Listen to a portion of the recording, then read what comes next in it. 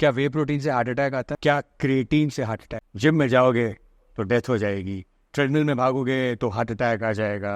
और आजकल यही देखने को मिल रहा है, यही सुनने को मिल रहा है, वो वहाँ पे गए, उस जिम में गए, वहाँ डेथ हो गई। उन्होंने वो कुछ पिया, वर्कआउट से पहले कुछ ऐसा कुछ पिया, वर्कआउट किया, वर्कआउट करते करते उनकी डेथ हो गई। चाहे वो 16 साल का हो, चाहे 25 साल का, चाहे 45 साल का, सबकी जिम में डेथ हो रही है और जिम को बुरा नाम मिल रहा है। तो आज के इस पॉडकास्ट में हम जानेंगे शायद जिम जाने से डेथ हो रही है क्या? जिम में ऐसा क्या हो रहा है कि जिसको लेके सब इतने वरीड हो गए हैं? तो इन सारी बातों के जवाब आपको आज मिल जाएंगे कि जिम में डेथ क्यों हो रही है, क्या प्रिकॉशन लेने चाहिए आपको। और आपको डराऊंगा नहीं, प्रैक्टिकल बातें जिससे आपको बहुत हेल्प मिलने वाली। From a doctor's perspective, what is the reason of gym death, एक प्रैक्टिकल रीजन, एक जिम गोर पर्सपेक्टिव, फिटनेस के नज़रिए का डॉक्टर आपको बताएंगे कि क्या रीज़न है उसका और आप क्या कर सकते हैं हार्ट अटैक से बचने के लिए। अगर आप छोटे, हम ये मत समझो आपको हार्ट अटैक नहीं आएगा, कोई भी प्रोन नहीं है उससे, कभी भी आ सकता है। तो मेरे साथ आज बैठे हुए हैं डॉक्टर वीनू, हमारे हार्ट और लंग्स के स्पेशलिस्ट, स्पोर्ट्स मेडिसिन के, मतलब इन्हें welcome to sports and rehab. और हार्ट एंड लंग्स, इनसे बेटर और कोई नहीं है इंडिया में, और बहुत डिटेल्ड पर्सपेक्टिव हमें देने वाले हैं आज। So doctor Veenu, welcome. Thank you very much. Intro ठीक था? या बिल्कुल। लोग जिम से एकदम से डर गए, बस क्या जिम में क्या होगा जाने से। मैंने देखा पेरेंट्स अपने बच्चों को जिम जाने से रोक रहे हैं। राइट। बच्चों को कन्विंस करना पड़ रहा है अपने पेरेंट्स को कि यार मैं चला जाऊँ, मैं कुछ नहीं लूँगा। आपको भी सुनने को बहुत आ रहा है, आपकी क्लिनिक्स में ऐसे केसेस आते होंगे। राइट। तो आपका क्या मानना है कि ये जिम डेथ्स क्यों हो रही है? Tarun ji, like gym death क्यों हो रही है, पहले ना उसको पहले क्वेश्चन है कि आपने रिस्क फैक्टर्स को जाने। बहुत सिंपल लॉजिक है कि रिस्क फैक्टर लोग देखते नहीं। रिस्क फैक्टर क्या है कि आपको जिम करते करते कुछ ना कुछ साइन मिलता है। आपकी बॉडी एक इतना यूनिक साइंस है, भगवान ने इतनी बढ़िया साइंस बनाई है, हम उसे पहचानते नहीं। पहचानते क्यों नहीं है? क्योंकि हमारी बॉडी हम आपको अपने साइन देती है। कहीं दर्द हो रहा है तो इसका कुछ तो होगा, आपको खांसी आई इसका मतलब कहीं तो इन्फेक्शन होगा। तो हमारे बॉडी के वार्निंग साइंस हैं जहाँ पे हम आपको बहुत ज़्यादा ध्यान देना चाहिए। And specially after covid era हमने बहुत देखा है कि just learn how to understand your body. अपनी बॉडी समझ जाओगे आपको सारे आंसर में। तो कोविड के बाद हमारी इम्यूनिटी कम हुई है और ज़्यादा प्रोन हो गए हार्ट अटैक को लेके। राइट। इम्यूनिटी प्लस हमारे कार्डियोवैस्कुलर इवेंट्स बहुत ज़्यादा बढ़ गए। एंड हम लोग कहीं ना कहीं कोविड को कहते हैं कि यस, कोविड के बाद ये बहुत प्रोन हो गए, बहुत ज़्यादा। कोविड एक बहुत बड़ा रीज़न रहा है इसका। आई थिंक सो यस, क्योंकि आप जानिए 2019 से पहले उतना आपने नहीं सुना होगा। जहां आपने 2020 और 21 में जितने नंबर्स आए हैं, 19 से पहले उतने नंबर्स नहीं थे। तो एक इम्पैक्ट, एक फैक्टर वो भी है। आपने ना साइंस की बात करी कि आपकी बॉडी साइंस देती है हार्ट अटैक। तो आपसे जानते हैं व्हाट आर द साइंस। ये साइंस है क्या हार्ट अटैक के? जैसे एक नॉर्मल जिम गोअर है, राइट, हेल्दी, कोई उसको इशू नहीं है, व्हाट आर द साइंस कि जब से लगे कि ये उस जोन में बॉडी को ये हार्ट अटैक हो सकता है या I am getting a heart problem? क्योंकि कहने लोगों को डॉक्टर से जाने के बाद डर लगता है, right, you know that. Yes, तभी लोग, ज़्यादातर लोग अपना ब्लड टेस्ट भी नहीं करवाते, which I think they should. Yes, उन्हें अपना एटलीस्ट इंटरनली पता तो लगेगा उनकी हेल्थ क्या है। बट अगर लोग नहीं करवाते तो what are the science, basic science जिनसे वो वॉर्न हो जाए? बहुत सिंपल है। अगर एक्सरसाइज के टाइम पे ब्रेथलेसनेस हो, शॉर्टनेस ऑफ ब्रेथ हो, आपको थोड़ा सा भी हार्ट के एरिया में पेन आता है, चेस्ट में, चेस्ट के पास, आप उसको निगलेक्ट मत। आया पेन, हम कहते हैं, वर्ड बोलते थे विजिलेंट होना, अब एक वर्ड बोलते हैं ओवर विजिलेंट होना। पॉइंट क्या है, आपको उतना ही विजिलेंट रहना है कि पूरे 24 आवर्स में वो पेन रहा या नहीं रहा या ठीक हो गया। अगर आपको लगता है कि नहीं मेरा पेन वहीं की वहीं है, तो we do advise to seek a doctor. अपने डॉक्टर के पास जाओ, उससे बात करो, उसको बताओ वो पेन कैसा। क्योंकि मैंने देखा है कि लोगों को ना गैस से भी पेन हो जाता है चेस्ट में। तो हाउ डू वी डिफरेंशिएट कि ये गैस का पेन है या ये हार्ट रिलेटेड प्रॉब्लम का पेन? वैसे हार्ट रिलेटेड पेन के दो रीज़न है। एक होता है मस्कुलोस्केलेटल पेन, जो कि हार्ट एरिया पे हो सकता है। एक होता है चेस्ट पेन। तो जो मसल्स का पेन है वो होगा वर्कआउट करते हुए, आपने मसल को ओवर पुल कर लिया है, पेट्रोल मसल को खींच लिया है, वहाँ दर्द हो रहा है, उस दर्द की पहचान अलग है। वो मसल का पेन आएगा, खींचने का पेन आएगा। जब कोई हार्ट की दर्द की बात कर रहे हैं, वो अंदर से पेन आ रहा है आपको, इट इज़ चुभने जैसा पेन। कई बार हाथों में लोगों के नमनेस आती है, वो पेन कई बार आपके कान तक या आपके जॉ तक जा सकता है। तो ये एक टिपिकल पेन है जो हार्ट की तरफ जाता है। तो आपको ये दोनों पहचाने कि मेरे को मसल वाला पेन हो रहा था या मुझे ऐसा पेन हो रहा है जो मेरे अलग साइड पे एक्सटेंड भी हो रहा है। अच्छा, तो जैसे अगर किसी को अगर ये हार्ट रिलेटेड है या तो लेफ्ट हैंड में भी पेन आएगा, नमनेस, मतलब पूरी नमनेस, स्टिफनेस, numbness. अच्छा, तो ये It can even lead to ear and jaw. So left side का, ये टिपिकल साइन है कि नहीं ये सिर्फ मसल पेन नहीं है, ये थोड़ा सा कार्डियक इन्वॉल्वमेंट भी है. So it's always advice go and seek your patient. चलो आपने वार्निंग साइन बता दी, ये प्रॉब्लम है, लेफ्ट हैंड में थोड़ी सोरनेस आ रही है, नमनेस आ रही है, राइट. हार्ट में थोड़ी, चेस्ट में टाइटनेस लग रही है, राइट. अब डॉक्टर के पास हम जाएंगे, आपको पता है हॉस्पिटल में क्या होता है, वो तो डरा देंगे एकदम से, अरे आप तो बीपी के मरीज हो, आपको तो ये है वो है, हार्ट की प्रॉब्लम है, चलो आईसीयू में. आपको पता है there is a whole right business around, ठीक है. We all know that. तो इसका सोल्यूशन क्या है, मतलब अगर तभी तो लोग डॉक्टर्स के पास जाते नहीं, हॉस्पिटल जाते नहीं, जब उनको ये प्रॉब्लम आ रही है, व्हाट शुड दे डू, क्या इसका ट्रीटमेंट, आई एम श्योर इसका लंबा ट्रीटमेंट है, बट इसके 3 क्विक फिक्सेस क्या है अगर किसी को ऐसी प्रॉब्लम हो रही है. से अगर क्विक फिक्स की बात करते हैं, आपके किसी न किसी के पास फैमिली डॉक्टर ज़रूर होता है. फैमिली डॉक्टर का मतलब क्या होता है, वो डॉक्टर जो आपको सलाह अच्छी देता है और जो कमर्शियल कम होता है शायद, तो आप एक बार तो उससे बात ज़रूर करिए. You go for series of test, कुछ ना कुछ टेस्ट होते हैं जो बेसिक टेस्ट है आपका, KFT, LFT, CBC. हार्ट के लिए टेस्ट आता है ड्रॉप टी. जैसे अगर प्रेगनेंसी किट होती है, प्रेगनेंसी किट में आप यूरिन का ड्रॉप डालते हैं, लाइन आती है, आपको पता है प्रेग्नेंट हो या नहीं. सिमिलरली टेस्ट होता है ड्रॉप टी. ड्रॉप टी किसी भी इमरजेंसी हॉस्पिटल में आराम से मिल सकता है. आपको 2 या 3 घंटे का टाइम बिताना होता है. वो ब्लड सैंपल डालते हैं, अगर वहाँ पे लाइन आती है, you are going towards cardiac or not. So at least आप अपनी ज़िंदगी के 2 या 3 घंटे आप बस एक इमरजेंसी में बिता सकते हो. आपको अगर खुद नॉलेज है उसके बारे में तो आपको कोई गुमराह नहीं कर सकता. आप अच्छे से एक ECG करवा सकते हो. ECG में इमीडिएट चेंजेस मिल जाते हैं. अगर आपको हार्ट अटैक आया है, ये इमीडिएटली आपकी ECG में चेंजेस है, वेरिएशन दिख जाएंगे. सो ये बड़े बेसिक चीज़ है जो किसी भी छोटी सी इमरजेंसी किसी भी नर्सिंग होम के अंदर अवेलेबल होती है. तो ये जो स्केयर मॉन्गरिंग चल रही है आजकल हॉस्पिटल्स में, आपको पता ही है, you part of that industry, is it for real, ये एक्चुअल में हो रहा है? डराते हैं डॉक्टर्स कि आपको प्रॉब्लम हो सकती? सी हर एक के पर्सनल पर्सपेक्टिव है, बट यस कहीं ना कहीं होता है भी, तभी तो सुनने में आ रहा है. डॉक्टर्स के मैंने सुना टारगेट्स होते हैं हॉस्पिटल्स में, मेजर हॉस्पिटल्स में, जहाँ पे उनको बोला जाता है कि आपको इतने लोग रोज के आईसीयू में एडमिट करने पड़ेंगे, आपका ये इंसेंटिव है, ये बोनस है. ये अखबार में भी हर जगह अभी getting to hear about this, it's for real right? As such मेरे अकाउंट में नहीं आता है, क्योंकि टारगेट वाला पॉइंट नहीं आता. मोस्टली आप टारगेट करोगे तो आप टेस्ट में कर सकते हो, आप एडमिशन्स में नहीं कर सकते. कहीं ना कहीं तो जस्टिफाई करना पड़ेगा आपको. टेस्ट में मतलब ये टेस्ट करा लो, वो टेस्ट करा लो, तुम्हें है अगर 2 की जगह 4 कराना है, वो एक शायद. तो जहाँ पे वो टेस्ट कराएंगे पेशेंट, डॉक्टर्स की वहाँ पे एक कमीशन होगी.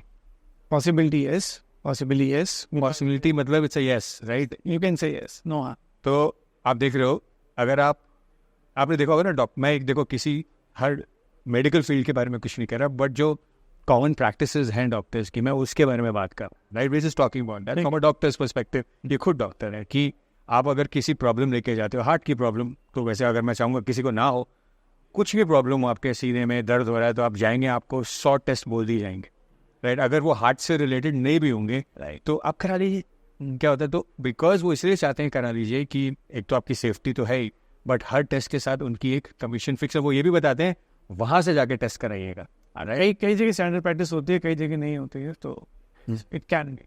ये टेस्ट की प्रैक्टिस चल रही है सर राइट. तो इसी वजह से डॉक्टर साहब लोगों को डर लगता है कि डॉक्टर के पास जाएंगे वो तो काट देगा. नहीं ऐसा नहीं, बट उसके doctor is a one man who can help you out in a better way. Genuine doctor for sure. अभी कहाँ मिलते हैं जेन्युइन डॉक्टर, मुझे बताइए. You have to find it out on that way. तो हाँ मैंने, बट यस आपने एक क्वेश्चन पूछा था कि how basic sign can be help it out.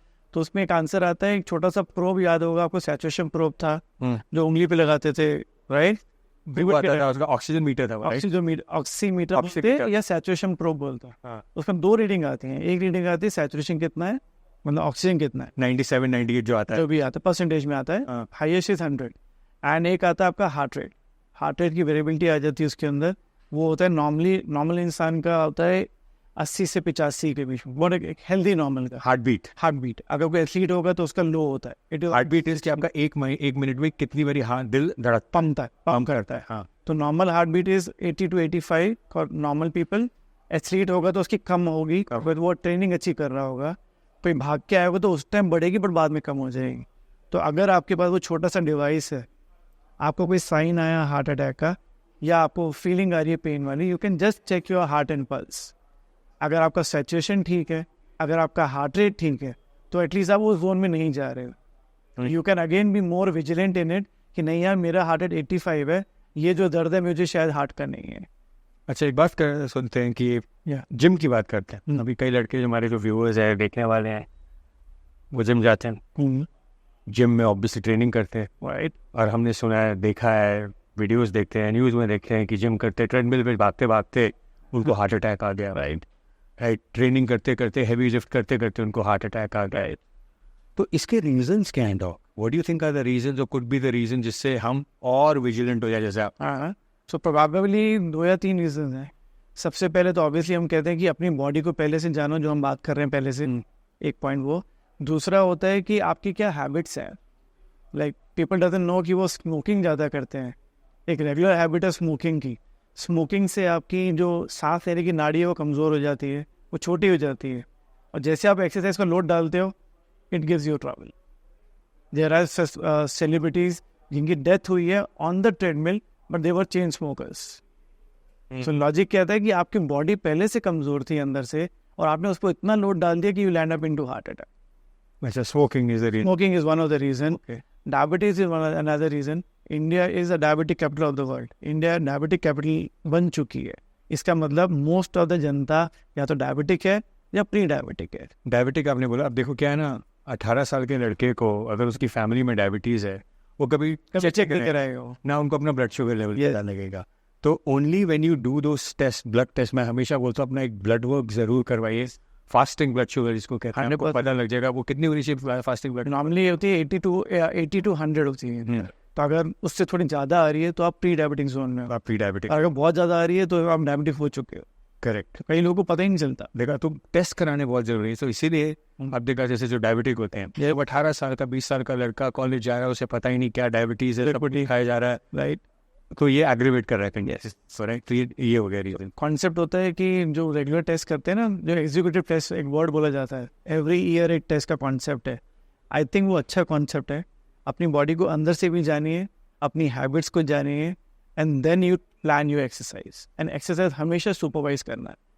और आजकल जो ना नाम मिल गया है कि because of X Y supplement इसे हुआ होगा, एक्स सप्लीमेंट. आपका इसके बारे में क्या मानना है कि सप्लीमेंट से हार्ट अटैक हो? क्या सिर्फ सप्लीमेंट बने हैं, रिसर्च हुई हुई है, लोगों ने रिसर्च करके एक प्रोडक्ट बनाया है.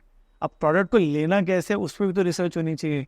तो let me put it differently. हाँ, क्या वे प्रोटीन से हार्ट अटैक आता है? नेवर. पाउडर पाउडर होता है. क्या वे प्रोटीन से हार्ट अटैक आता है? क्या क्रिएटिन से हार्ट अटैक नहीं आ सकता? क्या अमीनो एसिड BCAA EAA से हार्ट अटैक? पॉइंट ये आता है कि एक वर्ड बोला था ना, excess of everything is bad. So you must know कि आपकी बॉडी की नीड कितनी है, आपकी एक्सरसाइज की नीड कितनी है, और आपको चाहिए कितना. दिक्कत जब आती है जब लोग उसको ओवर कर देते हैं, लोग मील को रिप्लेस ही कर देते हैं प्रोटीन से, then it become excess in your body. So technically you have to eat everything.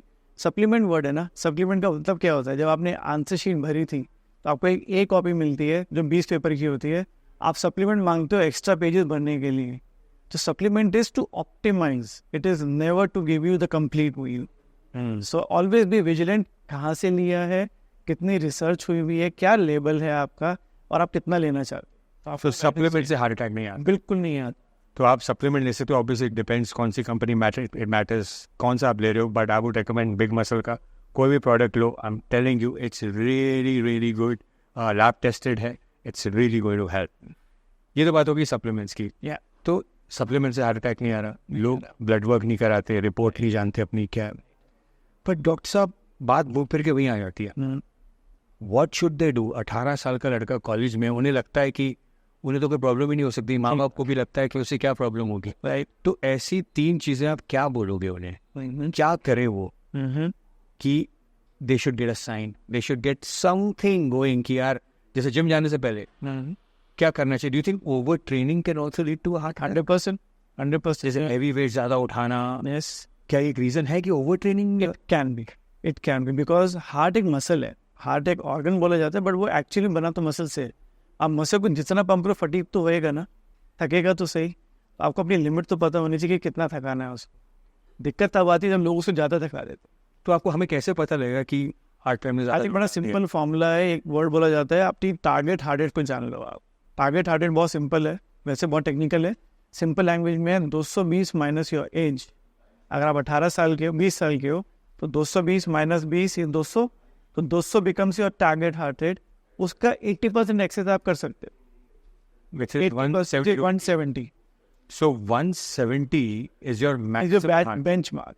अगर इससे ऊपर जा रहा है हार्ट रेट तो दैट मीन्स आप ओवर कर रहे हो, तो you're pushing, you're stressing your pushing heart. Your बहुत बेसिक है यार ये, मतलब लोग, हमें क्या लगता है ना कि हैवी वेट उठाएंगे, राइट हम मसल ग्रोथ के चक्कर में अपने हार्ट को वीक कर रहे हैं। Weaken, you putting load, excess load. बहुत सिंपल लॉजिक है, पानी घड़े में उतनी भर से जितनी घड़ा बड़ा है, आप घड़े में पानी भर से तो टूटेगा तो सही ना हो।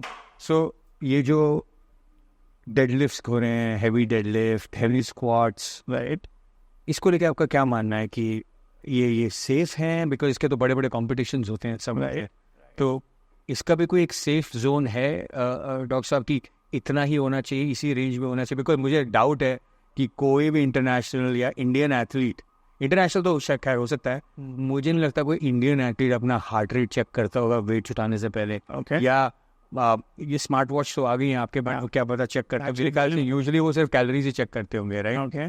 तो क्या ये हैवी वेट का इतना बड़ा रोल है कि आपको एक्चुअली में आपका हार्ट वीक कर रहा है? अब आंसर, एक वर्ड है उसका नाम है PRE। PRE का मतलब है प्रोग्रेसिव रजिस्टर्ड एक्सरसाइजेस। जो भी एक्सरसाइज फॉर्म है आपको प्रोग्रेसिवली बढ़ाना है। आप 10 कर रहे हो, ये नहीं कि 100 किलो करना मुश्किल है। डेडलिफ्ट 100 किलो की वजन 200 की भी हो सकती है, provided you have toned your body to reach that level. आप उस टाइम तो पहुंचे हो वहाँ पे। तो धीरे धीरे अपने प्रोग्रेशन बढ़ाइए। 3 हफ्ते एक एक्सरसाइज करी, फिर आपने चेंज किया, फिर आपने इंक्रीमेंट किया, तो that is a sustainable doing job. तो हैवी एक्सरसाइज का मतलब यहाँ ये नहीं आ रहा कि आपने बॉडी अपनी ट्रेन नहीं करी। अगर बॉडी ट्रेन कर ली है वहाँ तक जाने के लिए, is good enough. And secondly, जो कॉम्पिटिशन के प्लेयर हैं, चाहे वो इंडियन है चाहे वो इंटरनेशनल है, ऑब्वियसली इंटरनेशनल के पास ज़्यादा सब रिसोर्सेज होते हैं, नेशनल के पास कम होते हैं, पर अगर वो कंपटीशन कर रहा है, मुझे लगता है कि उनकी बॉडी अपनी नॉलेज को जानते होंगे वो। And smart watch, thanks to technology, smart watch आ गई हैं। आपने ट्रेडमिल देखी हो, ट्रेडमिल के ऊपर सेंसर लगे होते हैं, आपने जस्ट हाथ रखा, आपका हार्ट रेट वहाँ लिंक कर जाता है। तो while doing the exercises you can just hold of a device and समझ में आ जाता है कि मेरी हार्ट रेट कितनी जा रही है। तो ईगो लिफ्टिंग, मतलब अपनी क्षमता से ज़्यादा वेट उठाना without being conditioned, yes, could also be the reason for heart attack. 200% yes, this is an answer। Ego lifting से भी हार्ट अटैक हो रहे हैं कि अच्छा वो उतने उठा रहा है, मैं भी उठा लेता। तो over a period of time जब आपने 2-3-4 बार करा तो आपने अपने हार्ट पे इतना स्ट्रेस डाल रहे हो, राइट? ये क्वेश्चन है for sure.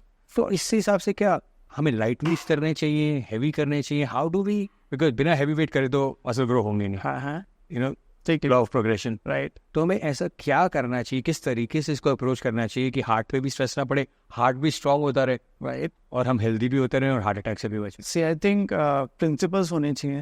What are the matrix हाँ, कि हमारा हार्ट भी स्ट्रांग हो जाए, हमारी मसल भी ग्रो हो, राइट, और हम हेल्दी भी होते रहे, हमारा हार्ट भी स्ट्रांग होता रहे?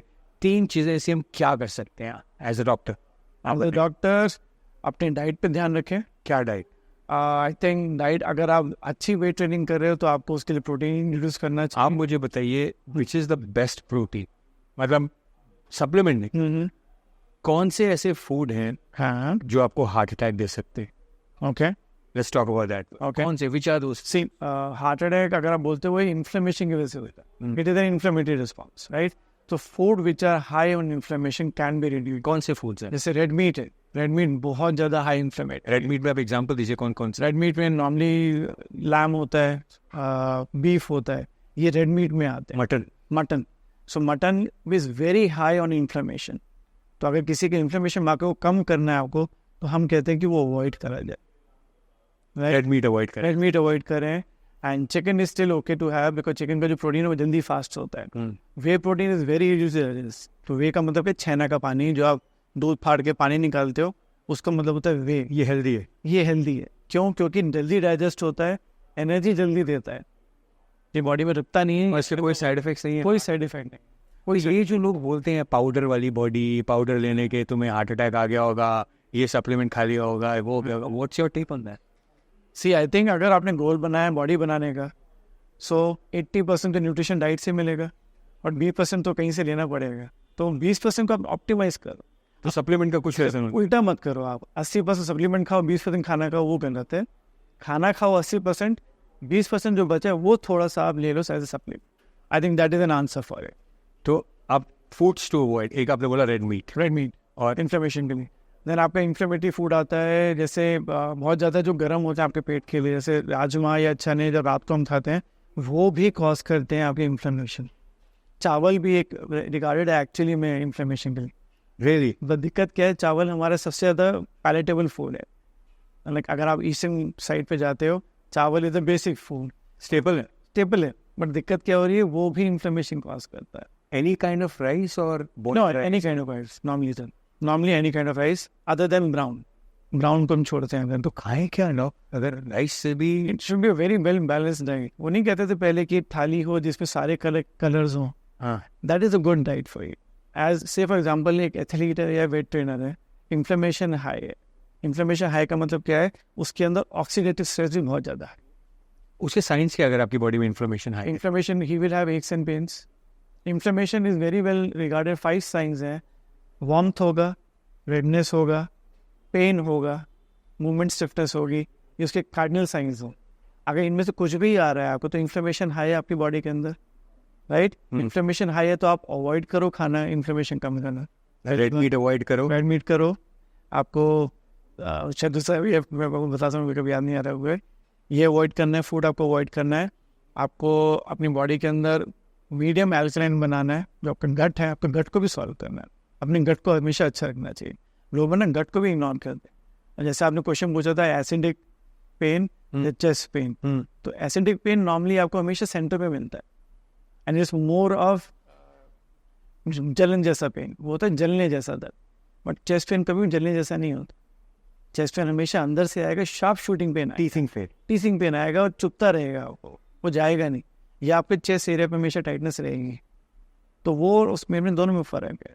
सो this is how we should do it. तो रेड मीट अवॉइड करना है. देखो राइस तो अवॉइड हो नहीं सकता. ठीक है. तो बैलेंस डाइट खा लेते हैं. राइस पोर्शन कम कर लेते हैं. What is a balance diet? तो have some portion of your rice, have some portion of roti, good amount of सब्जी.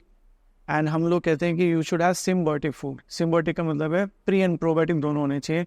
तो दही होनी चाहिए जो कि प्रोबायोटिक है, एंड अचार होना चाहिए जो कि प्रीबायोटिक. अचार भी होना चाहिए डाइट में. क्यों नहीं? क्योंकि जो हमारी थाली सिस्टम थी, that is the best thing we can have. जो इंडियन डाइट है हमेशा से अच्छी रहेगी. तो आपका मानना है कि Indian diet is nutritious? 110%. It is for sure nutritious for your heart, for your overall wellbeing. तो आपका बॉइल्ड फूड के बारे में क्या मानना है? जो लोग आजकल जिम में boiled chicken, boiled fish, boiled rice, अब no salt no taste, what's your take on this? See point ये आता है कि हर एक के स्कूल ऑफ थॉट है. कोई कहता है कि ओवर कुक फूड जो होता है उसकी न्यूट्रिशन वैल्यू कम हो जाती है. जैसे दाल को आप ज़्यादा उबाल देते हो तो आपकी न्यूट्रिशन पानी में निकल गया तो दाल बचती कम है. कोई वो फील करते हैं कि ज़्यादा अगर ओवर कुक ना हो, ज़्यादा रॉ फॉर्म में रहे फूड, उसमें ज़्यादा न्यूट्रिशन वैल्यू. तो ये स्कूल ऑफ थॉट है, एक क्लैश है. बट क्लैश में दोनों ही राइट है एक्चुअली. क्या ये हेल्दी है? दोनों हेल्दी है. There no harm in taking it. वो भी हेल्दी है, ये भी हेल्दी. इट्स जस्ट दैट कि आपकी बॉडी क्या सूट करती है वो आपको पहचानना है. अब आप मेरे को पता है मुझे कुक चाहिए, आपने आज बोला तू बॉयल क्यों नहीं खाता, मैं ट्राई कर सकता हूँ, अगर नहीं सूट करो तो नहीं सूट करो. I can go back to my diet. Don't push yourself कि नहीं मुझे अब वही खाना है. तो I think that is wrong. तो डॉक्टर जाते जाते key takeaways okay for all the people जो भी जिम जाते हैं, जो फिटनेस में हैं, क्या उन्हें करना चाहिए एज अ प्रेप? ओके अपने आप को प्रेप करने के लिए, जिम में जाने के लिए, to be more vigilant, to और सावधान होने के लिए क्या करना चाहिए उन्हें? In terms of cardiac health, हाँ, आपको I think periodic blood test जरूर करने चाहिए. पीरियोडिक मतलब 3 महीने 4 महीने में एक बार? नहीं, अगर आप यंग हो तो 1 साल में एक बार भी चल सकता है. अगर आप एज ग्रो कर रहे हो या आपके साथ कोई कोमॉर्बिडिटी मतलब होता है कोई भी डिजीज अगर आपके साथ है, जैसे डायबिटीज, ब्लड प्रेशर, तो आप 6 महीने लगेंगे. ओके. सो एक ये टर्म के टेक अवे है कि periodic blood test as per your age. Okay. दूसरा है don't overdo the things. Over training नहीं है? ओवर ट्रेनिंग बिल्कुल. जस्ट बिकॉज दूसरा ज्यादा वेट उठा रहा है बस आपको नहीं आपको अपनी बॉडी संभालनी है, आपको अपनी बॉडी पहचाननी है.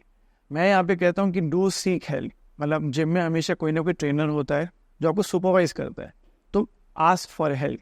हमेशा ना बात करो, पूछो अपने बारे में, कि ये नहीं कि मैं ही जो करे जा रहा हूँ। एक्चुअली मैं आपको पूछना चाहिए कि यार मैं जो कर रहा हूँ ठीक कर रहा हूँ, नहीं कर रहा हूँ। क्योंकि जिम की जो इंजरीज अगर हम बात करते हैं बहुत कॉमन है। कॉमन क्यों है? क्योंकि एंगल गलत है उठाने का। तो एंगल आप खुद नहीं जान सकते, एंगल कोई ना कोई स्पेशलिस्ट बताएगा आप। तो third key takeaway, seek for help, seek for advice, okay. And fourth is take proper rest. कई लोग क्या करते हैं, 7 दिन जिम करते हैं, उनका काम भी बहुत ज़्यादा हेक्टिक है, जिम भी हेक्टिक करते हैं। बोलते हैं मैं जिम कभी मिस नहीं करता। मैं कभी जिम नहीं मिस करता। एक्चुअली में बॉडी है, बॉडी को पुश करो तो उसको रेस्ट भी तो दो। रेस्ट सबसे ज़्यादा इंपॉर्टेंट है, क्योंकि लोग बहुत बिजी शेड्यूल है, स्ट्रेसफुल लाइफ है, लोग 7 दिन जिम करते हैं। अब बॉडी को पुश करे जा रहे हो आप बार बार, तो अपने हार्ट को भी ओवरलोड करे जा रहे हो, जैसे हमने बात करी है। तो इट्स गुड कि आप 6 दिन अपना जिम करो। वैसे तो अमेरिकन हार्ट इंस्टीट्यूट बोलते हैं 150 मिनट्स पर वीक, मतलब 150 मिनट पर वीक हार्ट हेल्थ के लिए अच्छा है। 2.5 घंटा करीब बहुत है, बट पर वीक का मतलब है कि आप 50 मिनट आपने 3 दिन कर लिए, या आपने 30 मिनट 5 दिन कर लिए। यहाँ तो लोग एक दिन में यहाँ लोग आई थिंक मैंने 4 घंटे भी देखे हैं। So you are pushing yourself. So जब हार्ट इंस्टीट्यूट ही ये कह रहा है कि आपको 150 मिनट हार्ट के हेल्थ को देने हैं, हम दे रहे हैं 7 दिन, तो एटलीस्ट ये करते हैं कि let's make Sunday an off day, make your body rest. And last है स्लीप। सोना भी उतना ज़रूरी है।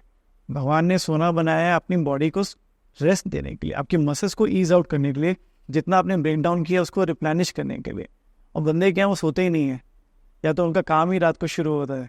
सो उस केस में ये 5 साइन है, अगर आप फॉलो करते हो तो जिम गोअर और नॉन जिम गोअर दोनों अपने आप को तंदुरुस्त रख सकते हैं।